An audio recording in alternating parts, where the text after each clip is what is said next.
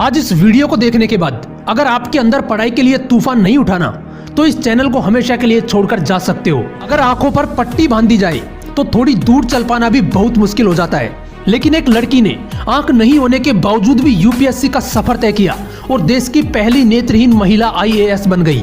कोई जिद्दी लड़की ही होगी ना ऐसी, क्योंकि अगर उसकी जगह कोई और इंसान होता तो पूरी जिंदगी सिर्फ अंधा बनकर गुजार देता।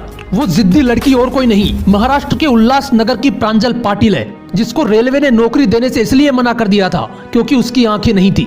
और आज वही लड़की तिरुवनंतपुरम में आईएएस के पद पर कार्यरत है। ये सब उसकी जिद और अंदर चलने वाले उस तूफान का ही नतीजा है जो हर परेशानी को उखाड़ कर फेंक देता है। क्योंकि प्रॉब्लम्स की वजह से बहाने लगाना तो बहुत आसान है, लेकिन अंदर एक तूफान चाहिए होता है प्रॉब्लम्स को लात मार के कुछ बड़ा करने के लिए। ऐसी ही एक कहानी है हरियाणा के अजीत कुमार की। 5 साल की उम्र में इस बंदे को डायरिया हो गया और इस वजह से उनकी आंखों की रोशनी हमेशा के लिए चली गई।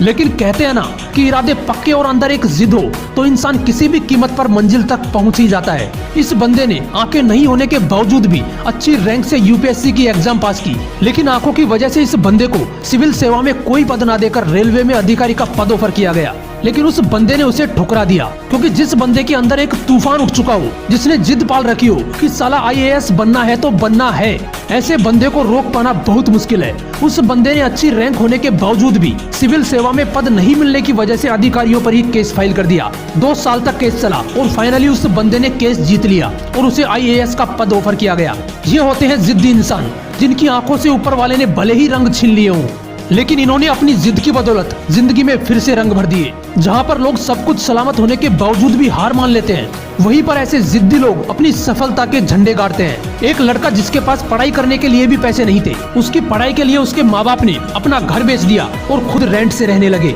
उन्होंने अपने बेटे से कहा कि बेटा ये खर्चा नहीं, इन्वेस्टमेंट है तेरे ऊपर, रिटर्न ऑफ इन्वेस्टमेंट तुझे देना है। उस लड़के ने अपने सपने को पूरा करने के लिए इतनी मेहनत की कि फर्स्ट अटेम्प्ट में ही यूपीएससी क्लियर कर दिया और बन गया आईएएस प्रदीप सिंह। यार, औकात से बड़ा करने के लिए औकात से ज्यादा मेहनत करनी पड़ती है। ऐसा ही एक लड़का जिसके अब्बू रिक्शा चलाते थे, गरीबी का आलम कुछ ऐसा था कि उस बंदे के पास बुक्स खरीदने तक के पैसे नहीं थे। इसके बावजूद जब तुम बहानों की लिस्ट बना रहे थे, वो लड़का इंडिया का यंगेस्ट आईएएस ऑफिसर बन गया, मिस्टर अंसार शेख। अगर आप गवर्नमेंट जॉब की तैयारी कर रहे हो तो ये तो कन्फर्म है कि आप किसी रईस खानदान से बिलोंग नहीं करते हैं। आप में से किसी के पिताजी गवर्नमेंट जॉब करते होंगे तो किसी के प्राइवेट जॉब करते होंगे, किसी के पिताजी शॉपकीपर होंगे तो किसी के पिताजी मजदूर भी होंगे।